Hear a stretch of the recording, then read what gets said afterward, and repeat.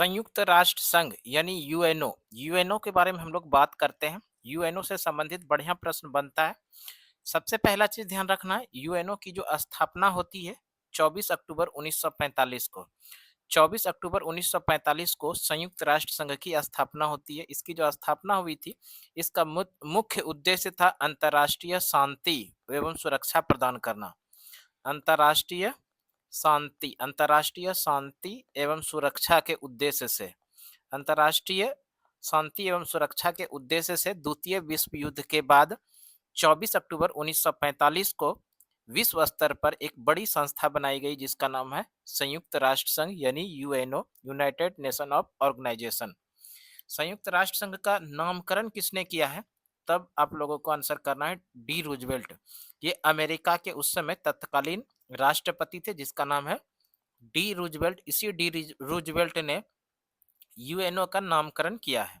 संयुक्त राष्ट्र संघ की जिस समय स्थापना हो रही थी, तो संस्थापक देशों में 51 देश शामिल था, जिसमें से कि भारत भी शामिल था। तो यहाँ से भी प्रश्न पूछा जाता है, भारत संयुक्त राष्ट्र संघ का अंग कब बना? संस्थापक सदस्य में भारत शामिल था।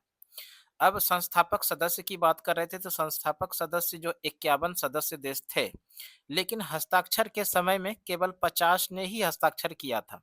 बाद में संस्थापक सदस्य के रूप में जो हस्ताक्षर करने वाला देश 51 नंबर का देश बना था, वो पोलैंड बना था। तो इसको भी आप लोगों को ध्यान रखना है कि संस्थापक सदस्य देशों की संख्या 51 था, जिसमें 50 शुरुआत में हस्ताक्षर किए और बाद में जो इसमें हस्ताक्षर किए थे वो पोलैंड ने किया था। वर्तमान समय की बात करें, वर्तमान समय में संयुक्त राष्ट्र संघ के कितने अंग हैं? वर्तमान समय में संयुक्त राष्ट्र संघ के कुल मिला के 193 सदस्य देश हैं। वर्तमान समय में संयुक्त राष्ट्र संघ के कुल मिला के कितने सदस्य देश हैं? 193 सदस्य देश हैं। और सबसे जो नवीनतम सदस्य देश है वो है दक्षिणी सूडान। यहाँ से भी प्रश्न कितनी बार एग्जाम में देखने के लिए मिला है कि वर्तमान समय में संयुक्त राष्ट्र संघ का सबसे नवीनतम सदस्य देश कौन सा है, तो वो है दक्षिणी सूडान। अगर हम लोग बात कर लें संयुक्त राष्ट्र संघ के प्रथम महासचिव, प्रश्न पूछा जाता है संयुक्त राष्ट्र संघ के प्रथम महासचिव कौन थे, तब हम लोग आंसर करेंगे संयुक्त राष्ट्र संघ के प्रथम महासचिव जो थे वो ट्रिगवेली थे। और ये ट्रिगवेली का संबंध नॉर्वे से है, यानी ट्रिगवेली किस देश के रहने वाले थे, तो ये नॉर्वे के रहने वाले थे। इसी के साथ साथ में एक और प्रश्न पूछा जाता है, प्रथम एशियाई महासचिव यानी संयुक्त राष्ट्र संघ के प्रथम एशियाई महासचिव कौन थे, तो ये थे यूथ हंट। और यूथ हंट का संबंध है म्यांमार से, इसको भी ध्यान रखिएगा, यहाँ से प्रश्न पूछा जा सकता है। संयुक्त राष्ट्र संघ के प्रथम एशियाई महासचिव कौन थे? यूथ हंट थे। इनका संबंध किस देश से है? म्यांमार से है। अब हम लोग बात करते हैं संयुक्त राष्ट्र संघ के जो वर्तमान में महासचिव है, संयुक्त राष्ट्र संघ के वर्तमान में महासचिव है एंटोनियो गुटेरस। और ये जो एंटोनियो गुटेरस है, इनका संबंध है पुर्तगाल से, यानी कि पुर्तगाल के रहने वाले एंटोनियो गुटेरस हैं, जो कि वर्तमान समय में संयुक्त राष्ट्र संघ के महासचिव हैं।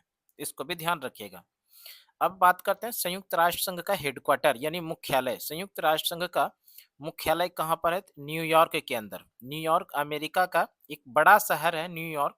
इसी न्यूयॉर्क के अंदर में संयुक्त राष्ट्र संघ का हेडक्वार्टर यानी मुख्यालय है।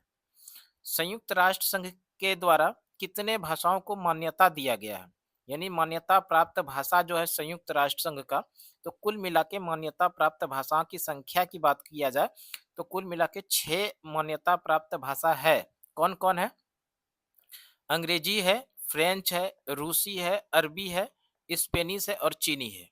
ये जो 6 भाषा है, ये 6 भाषा मान्यता प्राप्त भाषा है संयुक्त राष्ट्र संघ का। तो यहाँ से भी प्रश्न पूछा जाता है कि इनमें से कौन सी भाषा को संयुक्त राष्ट्र संघ के द्वारा मान्यता दिया गया है। तो कुल मिला के 6 भाषा को मान्यता दिया गया। इसके अंदर कौन कौन है? अंग्रेजी है, फ्रेंच है, रूसी है, अरबी है, स्पेनिश है और चीनी है। अब एक और बड़ा सवाल बनता है कि संयुक्त राष्ट्र संघ का कार्यकारिणी भाषा कौन कौन सी है, जो जिस भाषा में वो कार्य होता है।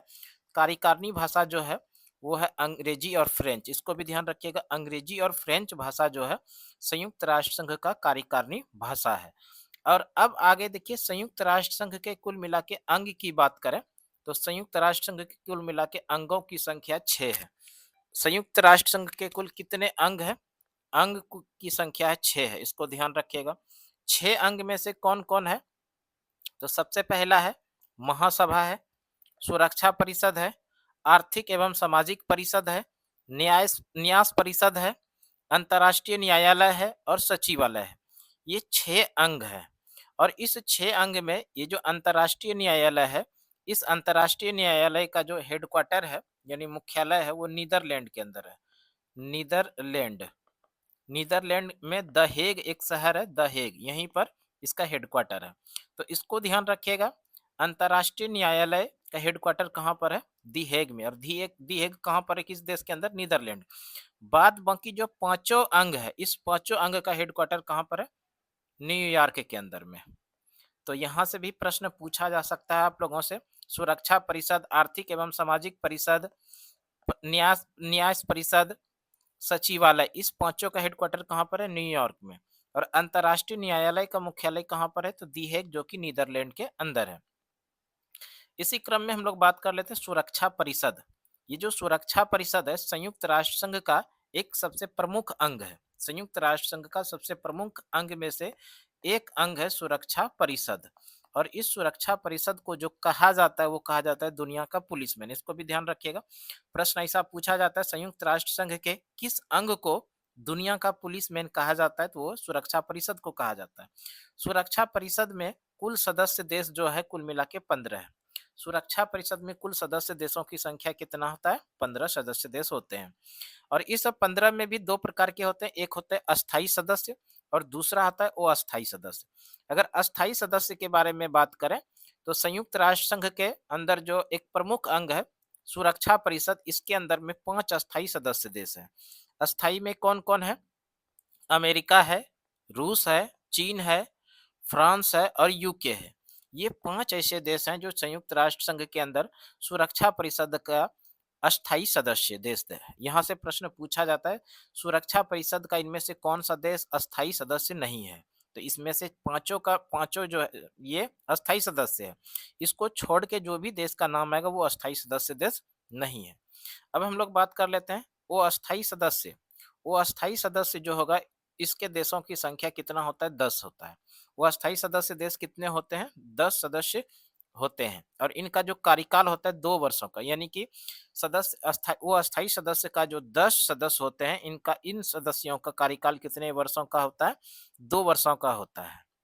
और यहाँ पर एक प्रश्न और बनेगा, भारत अभी तक वो अस्थाई सदस्य कितनी बार बना है? तो 8 बार बना। इसको भी ध्यान रखिएगा। भारत वो अस्थाई सदस्य संयुक्त राष्ट्र संघ के सुरक्षा परिषद के वो अस्थाई सदस्य कितनी बार बना है? 8 बार बना है।